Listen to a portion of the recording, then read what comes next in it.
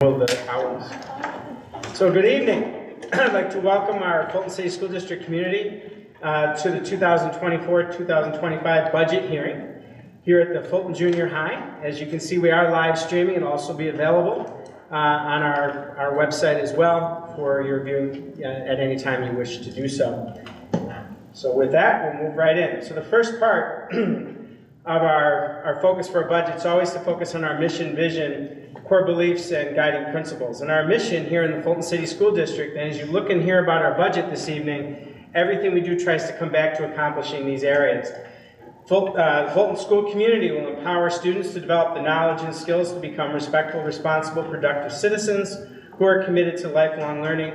And our vision is to create a learning organization as the centerpiece of the community where all are welcomed and held to standards of excellence that foster hope and resilience for the future. Our core beliefs are all students can learn, expectations drive outcomes. It is our responsibility to foster a culture of growth in our school and in our community. Our community support is essential to the success of our students, and positive, safe, and supportive environments are vital to our goals. And finally, our guiding principles are there as well for your reference as well.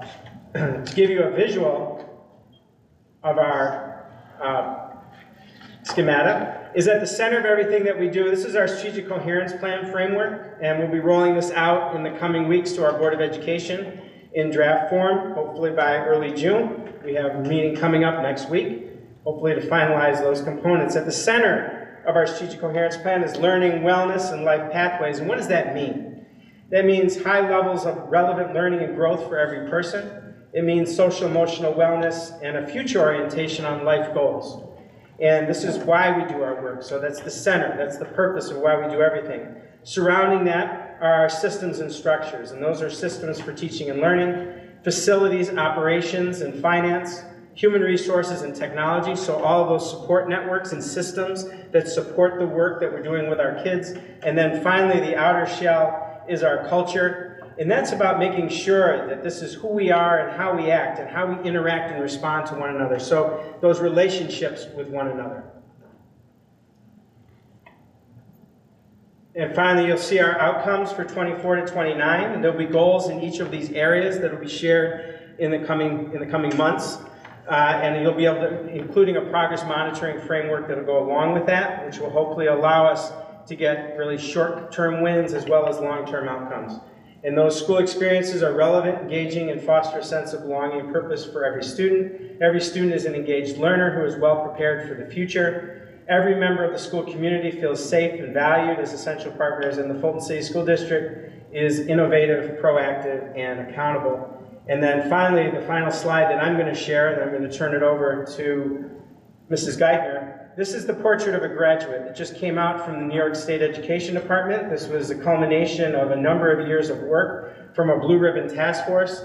And the work that we're doing, what's in this budget as well, and the work that we do on a daily basis, and the budget supports that work, is that these are the components that every student is going to have when they leave to be successful as a graduate here in New York State. It's being a critical thinker, an innovative problem solver, literate across the content areas, cultural competence, social emotional competence, being an effective communicator, and being a global citizen and contributor. So those are the areas that are part of what we're supporting with this budget. Mrs. Geithner.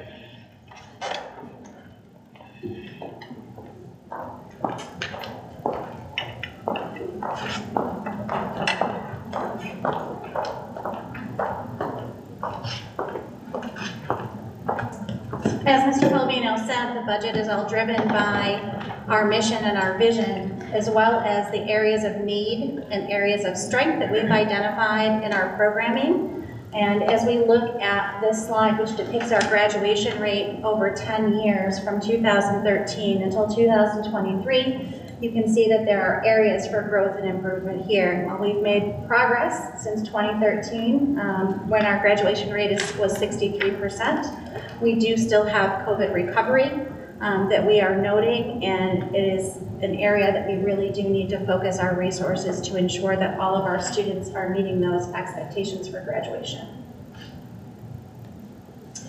One of the other challenges that we've talked about in our district with our administrative leadership team here at the Board of Education, with our students and with families, is chronic absenteeism rates. And you can see in 2021, our chronic absenteeism rate was 41%. Those are students who miss more than 10% of the school year. 10% or more, I should rephrase that. 10% or more of the school year. So out of 180 days, those students are missing at least 18 days of instruction to be considered chronically absent. We had a peak of around 50% in the previous 2 years, and currently our rate is down to 40.1% as of this report. We still have work to do there. But some of the things that we have put in place that are designed to help us, help us achieve those goals that we have set and improve our graduation rate, reduce chronic absenteeism, highlights that we wanted to share is that our schools are currently in good standing. And while good is good, it is not great, and we will continue to strive for improved outcomes for our students. Our community eligibility program that provides breakfast and lunch at no cost to students or families is a huge celebration in an area that helps us support the needs of our learners.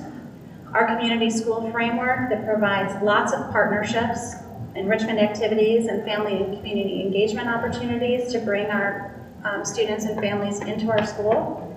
Our early childhood education program, expanding our UPK to include full day, has been a huge success and continues to grow into next year, along with providing for a contract with Oswego County that has allowed us to provide speech and language and evaluation services to preschoolers so we can identify those needs even earlier on and get the services they need. The fact that we have expanded graduation pathways and learning opportunities for our student is an area of pride that we are going to continue to work toward and grow. Dual enrollment courses and advanced placement, 2 early college high school programs, our Seal of Civic Readiness, introducing the individual arts assessment pathway for our high school students, the Seal of High Literacy, and our expansive fine arts programming, our Points of Pride. We used our federal stimulus money and continue to support expanded academic intervention and instructional support. In particular, we increased interventionists, K-8, to provide targeted Tier 3 intensive individual and small group support to students who need it, as well as at the early end of the continuum, kindergarten through 2nd grade teaching assistants who could help support student learning in the classroom. Extracurriculars and learning extension opportunities have long been a point of pride for Fulton, including our athletics, our clubs, our community school extended day and summer programs, and our professional development and staff recognition programs. Professional development, again, has been key to a lot of the success we have found and continue to strive for those best practices and continuous learning as adults. And the introduction of Fulton School Champions this year, where we have the opportunity to ask our community to recognize staff members who are making a difference in the lives of our students, and that has been a wonderful celebration of those successes this year. And I think this is my final slide, but our mental health and SEL and behavior supports, our comprehensive student support services program, which includes Tier 1, 2, and 3 supports for our students. Our therapeutic early intervention classroom, which was a pilot that we tried this year at Fairgrave in Granby, and are finding a lot of success with students who need that level of support. And finally, the capital improvements, safety and security upgrades that have been made through the last year. And with that, I'll turn it over to Dr. Lacey. Thank you, Mrs. Geithner. I'll start with the 3-part budget first, and this breaks our budget down for 24-25 into our 3 major areas. First, the administrative area at 10.8%, our programming, which is most of our instructional costs and so on, at 73.8%. And our capital cost at 15.4%. Just a couple things to point out here. The percentage of our admin costs are approximately 12.81% of our combined program and admin sections there. And our overall budget increase for this year is important to note at 5.15%. Moving forward, just our proposed expenditures for 24-25, I want to share those with you as well. This chart actually shows each of our major areas from salaries to employee benefits and material supplies and so on, and it shows you the areas where there was an increase and actually in some areas some decreases. Something I wanted to share as well, one of the things that we did, value research as an education institution, is we looked at the past 3 years of our overall increases in budget. This was quite interesting. We wanted to share that with the public as well. The cumulative increase in our budget over the past 3 years is actually equals 15.3%. When we looked at national inflation rates for the past 3 years and we took that cumulative figure, it came out to 15.26%. And as you know, school districts are not immune to inflation. And it was actually very close, actually parallel to national inflation. So we were, I wouldn't say we were surprised. It was great to see that we're actually in line with that. It's unfortunate that inflation has rose to that level, but our increases are in line with that. The revenue summary, just to share with you where we anticipate our revenues coming in for 24 and 25. The proposed tax levy increase is 2.99%, and that's shown here at $22,704,734. Our anticipated pilots are $191,900. There's miscellaneous revenue that we anticipate at a little over $1.8 million. Our state aid is at $62,948,724. Our federal aid is steady at $225,000. We anticipate using an appropriated fund balance of $592,225, which would result in total revenues of $88,487,583. Just want to share a little bit about the tax levy as well. I want to share with the public that the district only determines that tax levy, that portion of the tax levy. We do not determine your tax assessment. That's something that we don't control here, and we certainly don't control the equalization rates. On our website, I wanted to also share with you that we've created links to help understand what equalization rates are. So we want to encourage folks to take a look at that, and also how the taxes are derived. The information is also on our website for you to read. So we would encourage folks to look there. Our total allowable levy, that's what we're allowed to do this year, was 3.92%. The equivalent dollar amount is shown here. Our proposed levy is 2.99%, and that's what we're proposing as the levy for 24-25. So the allowable increase was $864,974, and the proposed increase is $659,163. And again, we would encourage folks to check out our website for additional information there. This chart really does show our tax levy growth over the past 10 years, what that looks like. We wanted to share this because the overall growth on a yearly basis has been about 1% overall, and that's equated to a little over $2 million, where the permissible increase was actually $4.7 million. And I think that's important to point out. In 21-22 and 23-24, the levy was 0. And actually in one year, 17-18, it was a negative figure. So overall, again, the important figure here is the overall increase, the yearly increase of 1%.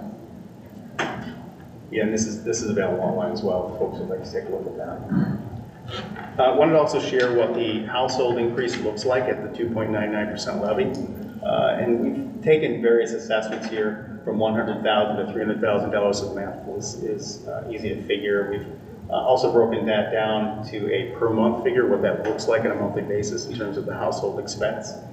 So we'll use the $200,000 figure just to share real quickly with folks at home. What that looks like overall is about a $116 increase per year, which equates to about $9.75 per month per household at a $200,000 assessment. And that is with the an estimated basic star exemption.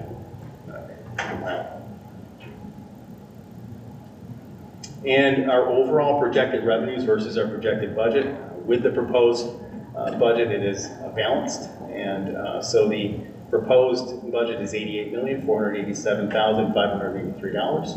And our revenues, which I've gone through earlier, taken into consideration would balance our budget. So I will go through the budget propositions and read those for you.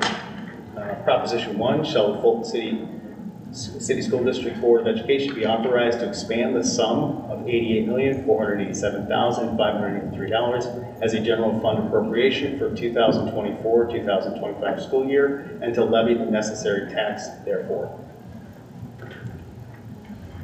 Proposition 2, library tax proposition, shall the Fulton Public Library Board of Trustees be authorized to levy and collect an annual tax separate and apart from the annual school district budget in the amount of $518,220, which is an increase of $24,677 from the $493,543 levy currently in existence, for the continued support and maintenance of the Fulton Public Library, with this appropriated amount to be the annual appropriation until thereafter modified by a future vote by the taxpayers of the Fulton City School District. Proposition 3, Board of Education candidates, we're asking that folks vote for 2. Number 1, Jennifer Meadville. 2, David Cordone. 3, Frank Castilla. 4, Lori Prawl. Proposition 4, Public Library candidates, vote for 3. We have 1 candidate showing, Kathy Peterson. And information regarding where to vote, the information again is on our website. We encourage folks to do so. All of the information can be found there and in the budget newsletter. And so there are 2 voting sites, one in District 1, which is the east side, and District 2 on the west side. And so we would ask folks to vote. And we'll see at that point. Mr. Baldino, do you have anything you would like to add? And if there's any questions, we'll be happy to answer those. Sure. So the vote is on May 21st, 9 a.m. to 9 p.m. The 2 voting sites are there. Please get out there and vote. We need your support, and our kids need all of these supports to ensure us to move well into the future. Are there any questions this evening? I'd also like to say, if there are any questions, you can always call the superintendent's office or the business office and speak with me. My number, normally we post up there, is on the website. The superintendent's office is 315-593-5511. And you can also contact that number, and we can put you in touch with Dr. Lisi and his department as well. So he can answer questions with respect to the budget as well. And with that, if you have questions, please reach out. And there's no question that's not a good question. So thank you. Yeah, Frank. I have 2 questions, okay? Yeah, go right up to the... Okay. First one that I don't have written down here. There's no bonding for transportation, any buses or vans this year? I didn't see it in the... No, we're not doing any this year as we continue to work toward and work through all of the electric bus component. And we're waiting for more guidance from New York State. There's a number of pieces of legislation, things like that I know they're working on at the state level. So we made a decision not to make those purchases this year, although we are in preparation. We have worked through some of the components around the ability to New York State to come in and do an electric evaluation. Do we have the capabilities? That's what it is here. So we're going through all of those components. We have to enter that information by August 1st into the portal with New York State. Okay, I have, because of the reduction summary, I have some questions. Is that possible? Mm-hmm. Okay.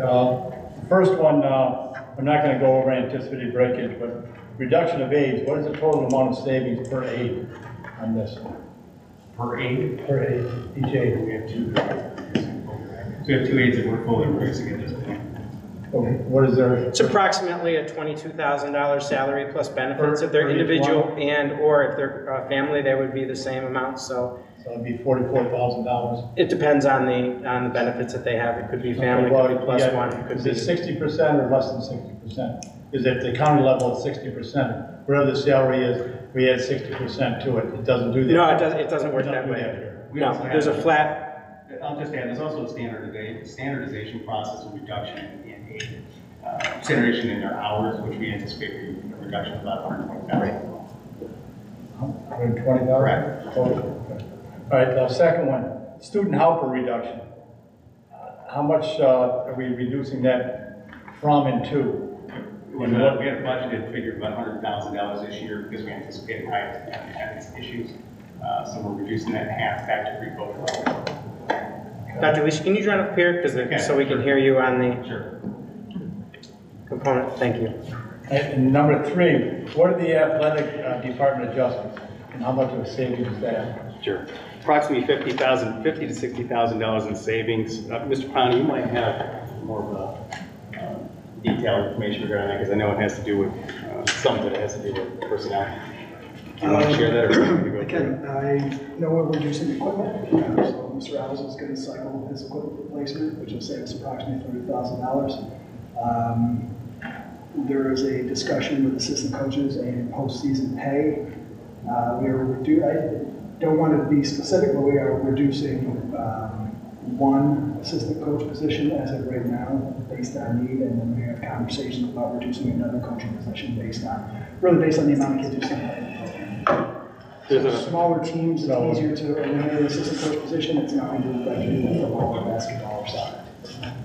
I also want to share, there's an additional point to that too, because we're also including extracurricular activities in that as well. So we're reviewing some of our clubs. We're making sure that attendance is there. So if there's no attendance, we may be reducing the clubs. Right, there's budget allocated for the advisors on those, but if those don't exist, then we can take those out of the budget. We've identified 2 to 3 clubs that had 0 attendance or low attendance this year, so we'll be reducing those clubs for next year. And that's approximately $10,000. Okay. Now, the nurses staff reduction by 1 position, what savings is that? I know it was a position we added for during COVID. Did you have the salary figure? Yeah, I do. I tell you, with benefits, we're roughly looking at $65,000. And now this is something that, I don't know, anybody, I'm sure you guys all know what it is, but what is the PLC Associates contract? Yeah. What is that? Contract, and I'll explain it. Okay, the contract was with a consulting organization that provided mentoring and instructional coaching for our coaches and our principals. And so we have concluded the life of that contract, and we've won that originally. It's approximately $86,000. So you're not going to go through that contract? Right. No. Right, now, the other one, I've got about 11 questions here. What are the administrative reconfigurations that we're doing? And how much of a savings is that going to be? Did you have that on the next slide? That's the number 6, it's right here, it says. No, I understand that, but the explanation I think is on the next slide you have, if you pull down the slides there. So, but we can articulate that for you if you need it. Well, that would be nice. Gladly. Because I didn't see it, how you were going to adjust it online when I was trying to navigate through it. Sure. It was like sailing without a compass, Oh, for me. oh, okay, got it. For me, Okay, so. I just say, there's a lot in there to look at. So Sure. that's why I was asking. Okay, on the following slide there, if you look at that, it shows the overall reduction in administrators by 2 positions from this year to next year. So it went from 24 down to 22, I believe. Mrs. Gettner, would you share how that reconfiguration looks?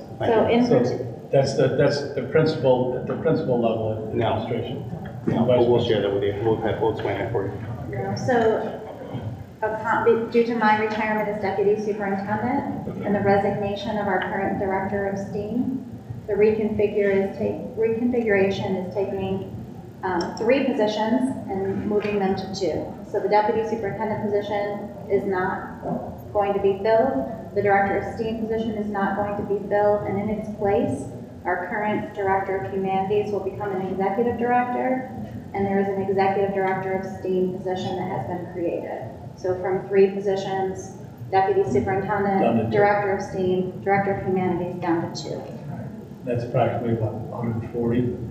$110,000 savings overall. Okay. Right, okay. Thank you. That's what I was asking. Pleasure. That was very simple. Thank you.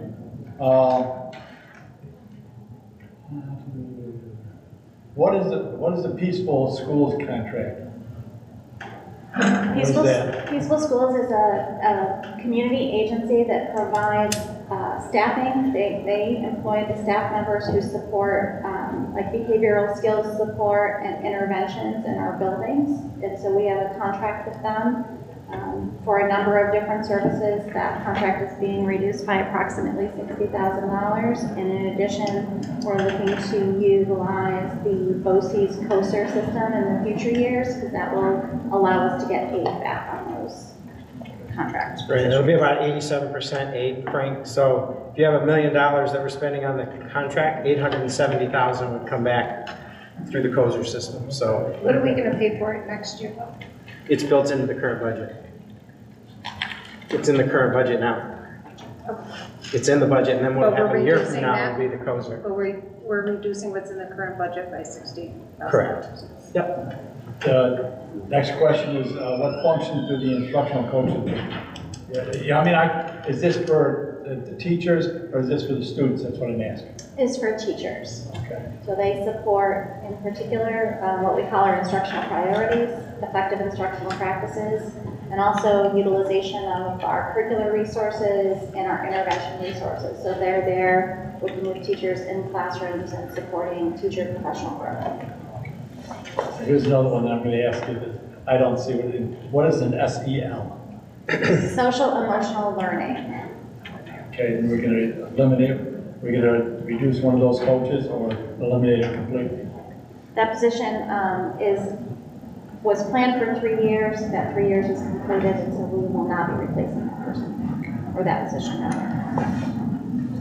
All right, the other ones are questions that I'm sure there's in here, but I'm looking for, Dr. Lisa, we had talked before about going from year to year, okay? When I'm looking at the county budget, okay, I'm looking at, let's say the treasurer's office, okay? I'm looking at the treasurer's office, what the treasurer's salary was 2 years ago, what it was the year that we're in, and what it is the year that we're going to. Sure. So that's what my next question is, where can I find it in the budget somewhere, where I can find the salaries of the admins, and, you know, from 2 years, this year, and then what's proposed for next year.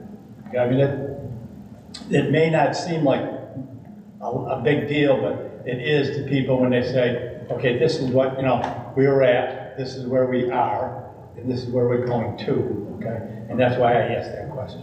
Sure. That's, you know, that's all of those are the questions, you answered them, thank you very much. I know budgets are not easy, they're not fun, and you can see, you know, I just don't like any budget where there's a raise, I don't care what the percentage is, you know, and it's tough at this time when, you know, people are, everything is going up on everybody, everywhere. And I know it's tough in here to try to do what you're doing with the money that you have, okay? So I know it's not easy, and good luck, thank you very much. I have a couple. I just have one question also, question or comment. So the reduction summary of athletics. So we're looking to reduce that by $50,000 to $60,000. And we're looking at $30,000 of that with equipment. Correct. About. 30 to 30. And we're looking at post-season pay for only assistant coaches. I believe that was it, correct? Yes. And we're looking to, we're looking at assistants, one assistant for modified track. Did I hear that? Because of numbers? Because of numbers. And But I there's heard already- that, I'm not sure, but I heard our numbers are larger than ever before. As of today, I was told they weren't, so. As of last night, I was told that they were. But that's something to look into. Yep. For sure. And so I'm wondering this. So the Booster Club has money in there for athletics, for Fulton City School District athletics, which if I understand correctly is used for equipment. Correct. So I'm wondering, how much do we budget in for athletics and coaching, phys ed, like all of that? Because I didn't see it, maybe I missed it. Sure. I was wondering what that number is, and I didn't see looking at anything else extracurricular and reducing except for athletics. And I would hate to reduce anything. Sure. But with that being said, athletics, music, these extracurricular activities are what helps bring a lot of the kids to school. Sure. Right. So I would like to just, Yeah, the extracurriculars, I don't know if you heard Mark's response.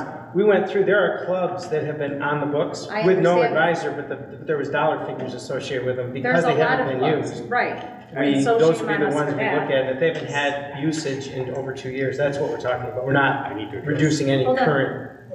Some of some of these things we were gonna be talking about in the budget workshop that's coming up Yep. next. Right. Oh, so we can talk about But that. let me clarify really. Yeah, please There go are a ahead. couple of major points that I think are important for the For larger the public, Yeah, 'cause yeah, we're this is still on like, it. Yep. this Right, is let me just share. So public concern. the current overall budget for athletics, it does not include phys ed. Phys ed is considered instructional, so that's a separate area. So I want to make that clear, that phys ed is considered instructional, it's not part of the athletic budget. It's not part of the athletic. It is not. It's like So That's do considered they, so instructional. phys ed, right, I understand that, but right. sometimes they meld them together. They may do And it by budget-wise. practice, but not budget. By practice perhaps, but not Okay, by so budget. that would be good to include also. Correct. So the overall athletic budget is currently $798,800, the overall athletic budget. So of that, approximately $50,000 to $60,000 includes those cuts we just discussed. One of the things that we looked into prior to this was, what are we spending for those extracurriculars, so that you have some sort of comparison to look at. Those extracurriculars might include what we talked about, the clubs, expenses associated with that, the salaries and so on for those folks that oversee clubs. And we came up with $158,000 overall. And so if you look at the two percentages in terms of cuts, we're also looking at cutting those clubs where there's no attendance. And so you're looking at cuts there of approximately $12,000, which is again almost 10% of that budget. So trying to find ways to find equity in balancing the reductions that we're making, and that would be equitable if you're looking at it from a percentage basis. Really should read academic and extracurricular. Right. Clubs and athletics and like theater, like the musicals. Musicals, in my mind, would be on. That's part of That's a extracurriculars. club. Right. So it's not. Music is a club. Musicals All are a the club. musicals, plays. Okay, so the other clubs that we have, like art club, Those are let's just say, right. So do we, we don't put as much money in for an art club as we do a music club. Well, wait Like a they second. have, you know what I mean? We right? don't put money into the clubs at all. They fundraise their own money. That's completely separate So from the music district has budget. a boosters. We provide the stipend. Yes, but Yes, players. So we provide the stipends for Correct. If it's a Right. district cost, choreography right, district and sponsored music. club, yes. The advisors would do. The advisors, The yes. advisors, but not, we're not saying art club, we're gonna give art club Right. $3,000 to spend for the year or anything. They fund themselves. But we give them money for the Just the advisors. advisors. Stipends, yeah. And it's the same across the board. Stipends for the advisors. They are not the same across the board, they're contractual. Right. Yeah. Contractual? Yep. Yes. Can you explain that then? So they're part of the Fulton Teachers Association contract, and the stipends for each club is set within the contract negotiations. What's the range on an annual basis?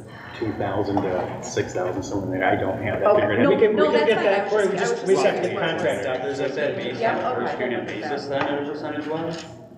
Yeah, I'd have to look into what was, I think it had to do with previous attendance or the time that was allocated to that And is activity. there, You take something like art club that may meet once a week, then you have a musical that meets every Right. single day So for their 5 months. stipends will be we'll differentiate. different Yes. because, I mean, they have like, I don't know the words for the musicals, but they have the director, Yep. assistant Assistant director, director, choreographer. So that's still a very large, it's like having coaches, basically, right? So that's why I'm. It's just like the I'm coach wondering. stipends are all negotiated in the teacher contract, all the extracurricular negotiated contract. Right, they're both negotiated. Same way, yep, they're all. Right, so around. I guess it was my wording and the concerns that I didn't see both of those. Yep. It was only athletics. It should have That's said, my- probably Should been have said. clear if it said academic / extracurriculars, it would have been clear.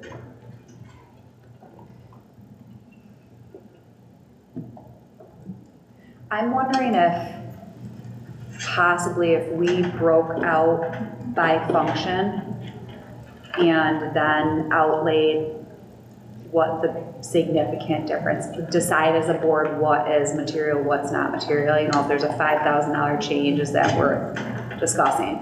If there's a $100,000 change, maybe we talk about. Sure. I don't know, I'm just putting it out there because I think a lot of times when we present the budget, we present it in 3 parts, right? We present Sure. administrative program and whatever the third Yep. one is that Sure. I can't think of. Yep. And for us as a whole, maybe to see, here's what it is in actual teacher salaries. Here's what we have for supplies. Here's what we have for stipends. Might make it a little bit easier to just see like where the differences are. Absolutely. I don't know, I'm just thinking of a different way to break out where it's. Well, it gives you a deeper understanding, a Sure. broader, Right, a little bit because more when you- references to For grab sure, onto. yeah, because when you talk about, like, we talk about cutting from our administrative budget $110,000, but until you see that line, Right. you don't know, you know what I mean? Like, you can't comprehend what that is, but then when you see, okay, district treasurer, $60,000 this year, district treasurer next year, $150,000, then it's like, okay, well, what changed? Oh, there's 2 positions Sure. instead of 1. I think that might be easier for us to visualize what the change is. Absolutely. I don't know, I'm just, Absolutely. something. It's not an along easy those topic, there's so many components in There the are. budget. Right, so, right, no, it's right. understandable. Are we still looking into the inactive clubs? I feel like I heard that we're looking into it, but we're not. We've identified clubs that have not been What are we functioning. done looking in and identifying? As part of the reductions, those clubs won't exist next year. So No, right, So far so we we've did a identified full 2. examination and there, Correct. after the full examination, there was only 2 clubs. So far, there's 2. That's what, yes, Correct. that was my question. So we're not done with that yet. Right, and I think it's something ongoing. Let's say in the fall, some clubs get started and we have no kids, then those are ones, even though there's budget behind them, doesn't mean we need to hold them. Again, that's what we should always be doing. We gotta look at the activity going in anything that we That's do. what I was concerned about, because I heard we had these clubs, and it's been 2 to 3 years that they haven't had any participation, but we're still funding them. That's So I guess- also something that we do, so we have an extra class audit for anyone who's not in audit, and that's one of the things that they look at, and they say, okay, they'll give a recommendation, okay, French club, you haven't had any any difference in change in your bank account, you haven't paid anything, you haven't done any fundraising, this is considered inactive, let's move forward. So it's good to know for us that like that's being audited. Like they're looking specifically at those, yeah. Right. And those would be the kind of things I think as a board throughout the course of the year, through budget workshops, through questions that you have, when the business team goes through on a monthly basis, we talk financials. Those are the types of questions that you may, be asking. So that budget is a year-round thing. We spend a lot of time on it from December, January to May, but budget's a living thing for us. We live budget year-round here. So, and maybe we have to figure out a way that helps you as a board get a better working understanding, and if there's certain things that we can have as standing reports, things like that. I mean, those are the kinds of things that we could do, by function, whatever the case may be, which may be a simple way to do it. Any other questions for the public part? That was a specific, we talked about auditing this year, was looking at the extra, right? That's correct. This is the problem, like, this is with me understanding this, and it could just be me not understanding. So budget is a living thing and we go through it like all the time, and it's hard for me. Like I have to really sit down, and it's a lot for me to understand. So it's a living document, we're living it, and I take full responsibility for maybe not asking the questions that I should, but I feel like we should have caught these things already. And if we haven't, then why haven't we? Where is that gap? Because if we figure out like the gap. Questions, you have too, which is why they started looking into it. If we figure out the gap and where the gaps are, Right. and what's, like, what the problems are, like, right now, maybe we can learn from that. And we're not paying people to run clubs that don't exist. We paid people this year to run certain clubs, and at the midpoint of the year until now, we realized that those clubs are not popular and being well attended. Those are the clubs we're going to cut. We're not just throwing money at people to run clubs where there's 0 students, but one club had 3 students, one club had like 5 students. Those are the clubs we're looking at removing because of lack of attendance. It really can't justify a $3,000 stipend with 3 students that meet every other month. Right. So that is the process, but we haven't paid anybody to run a club with 0 attendance. And we did have one that we did shut down mid-year because no one was going to it.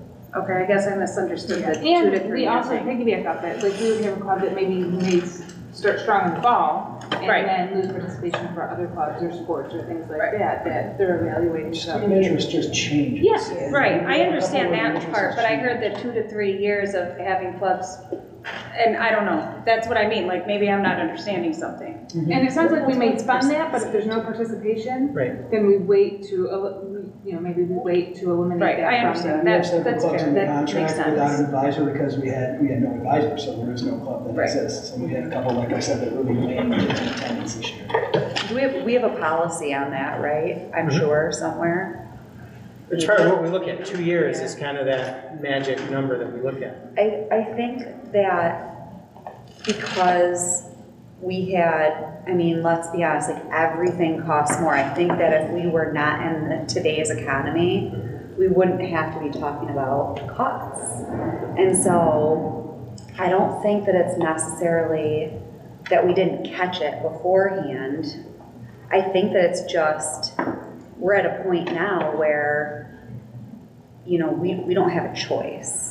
Like this is what it costs. This is what health insurance costs are. This is what utility costs are. This is what it costs us to run. So if that's much higher, then we need to look at places, you know, just like you would at home, like. Right, and as we've talked about in press board meetings, we've talked about projections out 2 and 3 years. This is the easy year, folks. I mean, and again, we need to, and part of what we're talking about here and what we'll talk about in our budget workshop when we end, this public session, we will talk about, those are the kinds of things we need to start talking about next year and anticipating over the next 2 to 3 years, the fiscal cliff that is going to come. We've shown you in past board meetings where that cliff is. It's in 2 years, really, not this coming year, but the next year. We're talking $3 to $4 million types of gaps.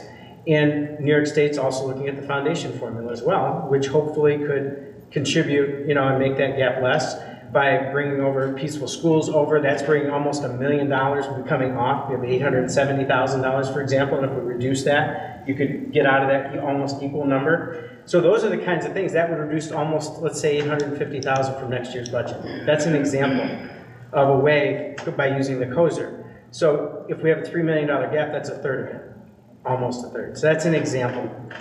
So that's what I would say. Those would be the kinds of things, and those are the kinds of things we need to grapple with as a board and as an administrative team over the next couple of, every month we should be talking about budget, but on an ongoing basis, how do we prepare ourselves and have us poised for 2 and 3 years from now as well? So with that, I'll conclude to this part of the, I've been on the board, how many, 11, 12, I don't know. But every year, we run this $2 million, $3 million deficit. Every time. Well, no, the last couple of years we've had 0% changes because we've been dead on. And we've taken very little out of reserves and fund balance. Prior, if you go back, you're right, 8 cents. But in my first couple of years here. it's like, why? If that was our household budget, we're $50,000 over budget. Yeah. What are we going to do? We're going to cut out going to the movies. We're going to cut out cable television. We're going to cut things. Right. And that's cutting. We're not cutting enough. Yeah. Well, and that's something we'll be looking at obviously down the road. We're going to need to I look think at we're that. going to have to. Oh, we know we're going to have to. Yeah. So, but the key is how do you keep it as far away from the kids programming wise and support wise? Because the kids' needs are not going to change. I mean, we're all very generous. The board not taking a salary. We forego that. Yeah. But we got to find more savings somewhere. Yep. And how much? What is our utility bill? So those are the kinds of things, Tim, that we can have discussions about. Those are the numbers I want to know can. what those things are, and there's got to be. I mean, I get insomnia, and I drive around, and I'll see lights on the football field. or go by school after midnight, and it's like, why do they got half the So- lights on? Yeah. You So- know, all so- these things, that's costing us money. Right. So Tim, those are the kinds of things that we can talk about throughout the course of the year. If we see those things, obviously we can try to do that. What I'd like to do is conclude this evening's presentation for the public viewing, and then we have our budget workshop after this, and those are the continued conversations that we can have, and we should have throughout the course of the year. So please get out there on May 21st. If you have questions, please contact Dr. Lisi or I. Thank you.